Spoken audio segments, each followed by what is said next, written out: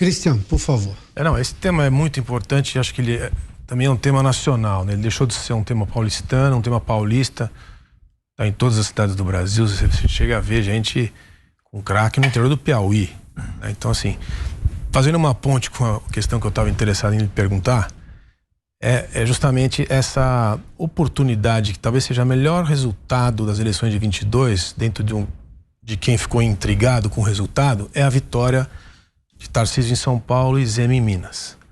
Não há um alinhamento entre São Paulo e Minas desde 94 na história brasileira, que era Covas e Azeredo, Fernando Henrique presidente.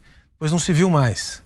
São Paulo e Minas governam mais de 60 milhões de brasileiros. Então, assim, esse é talvez o ponto mais positivo e mais instigante da política brasileira hoje. Nós estivemos juntos num almoço com o governador Zema, entre o primeiro e o segundo turno, e houve ali, já havia mais uma simpatia, uma empatia, talvez seja a melhor palavra, entre os governadores que participaram logo depois de um evento na Portuguesa e tal. E a minha pergunta é justamente essa, quer dizer, como o senhor vê essa parceria café com leite mais moderna, modernizada, né? Como é que você vê isso? É muito cedo em falar em 26, nós estamos começando aqui uma administração, mas inegavelmente essa aproximação tem um apelo muito positivo para São Paulo, para Minas e para o Brasil inteiro, né? Como é que você vê essa integração de governos? Inclusive na questão da droga também, porque, enfim... E nós temos várias oportunidades de cooperação. A gente tem realmente um alinhamento muito forte, a gente pensa muito parecido. Eu tenho um excelente relacionamento com o governador Zema, que para mim é um excelente governador, e é de fato tão bom que foi reeleito, né? A qualidade do governo Zema foi referendada nas urnas.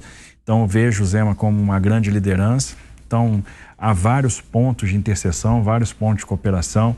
Tem a questão do combate à droga, tem a questão desse aproveitamento da oportunidade de nova industrialização, tem a questão da cooperação na área da infraestrutura e, obviamente, a gente tem como estabelecer mecanismos de defesa em comum, né? Porque isso em algum momento vai ser necessário.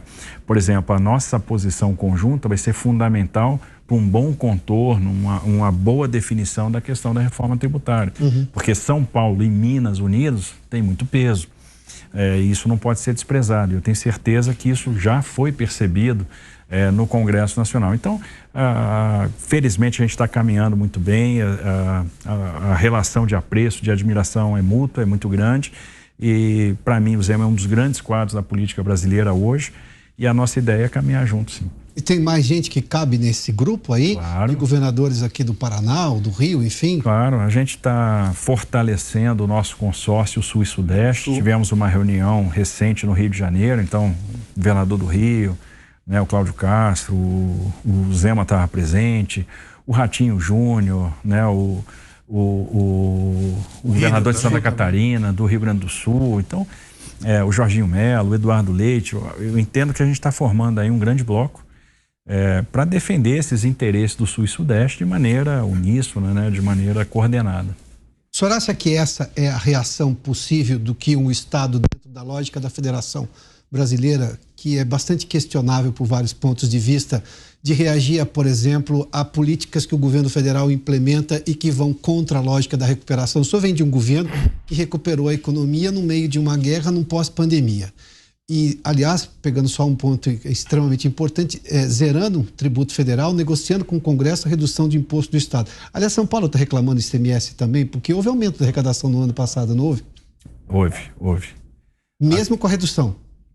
No ponto de vista federal, sim. Do ponto de vista estadual, não. Não houve aumento de imposto? De arrecadação, não. Na verdade, São Paulo perdeu na última perna, ali no último semestre, em função da perda, porque o ICMS de combustível era muito representativo. Mas o fato de recuperar a economia no momento daquele, a medida não é válida, porque o senhor está desonerando impostos. O governo federal está reonerando combustíveis.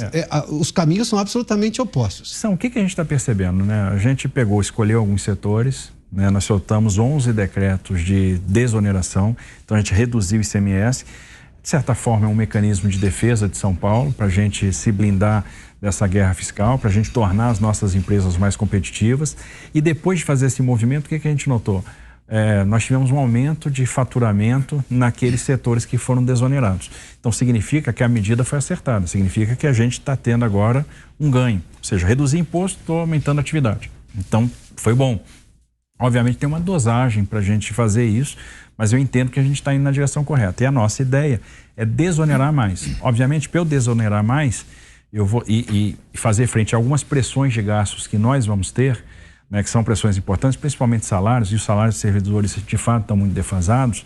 O salário do policial está defasado, o salário do médico, o salário do enfermeiro, né, o salário dos agentes do Estado. Então é fundamental que eu olhe para essa questão salarial, mas em contrapartida eu preciso criar o espaço. E criar o espaço significa reduzir gasto e aumentar a receita naquilo que é possível. Como é que a gente pode aumentar a receita? Desmobilizando o ativo imobiliário. São Paulo tem um patrimônio imobiliário de 130 bi de reais. Só para você ter uma ideia, são 56 prédios públicos no centro de São Paulo. A gente usa 807 mil metros quadrados. Eu teria necessidade de usar 300 mil metros quadrados. O Estado tem várias fazendas, né, que podem ser desmobilizadas. Algumas, obviamente, têm interesse, né, da questão pesquisa, mas hoje eu utilizo uma parte das áreas e a outra parte eu arrendo para cana-de-açúcar. Então, não faz sentido manter esse patrimônio. Segunda coisa, nós precisamos de uma maneira de recuperar crédito tributário mais fácil. A gente tem aí um ativo de 360 bi em créditos tributários, né? É o valor da dívida ativa, e eu preciso fazer com que essa massa de crédito tributário diminua. A gente tem que fazer esse dinheiro entrar. Então, que tipo de burocracia eu estou impondo a quem quer liquidar seu débito com o Estado e não está conseguindo? Então, fazer até o paralelismo com o que acontece hoje no âmbito federal é importante. E mais, as ações de securitização da dívida que podem gerar uma receita importante. E o outro ponto é uma reforma administrativa, para enxugar, para diminuir de tamanho. Até que se eu quero pagar mais aqueles servidores que são de carreira, que são estratégicos, eu tenho que dar uma diminuída no tamanho do Estado. Então essas ações são fundamentais. Agora, essa parceria dos governos de Estado vão ser fundamentais para a gente preservar reformas que foram feitas e que foram muito importantes. Então, esse peso político vai ajudar a preservar, por exemplo, o marco do saneamento, vai ajudar a preservar o marco das ferrovias, o marco da cabotagem. A gente não pode ver o desfazimento de reformas que foram fundamentais para o Brasil nesses últimos anos.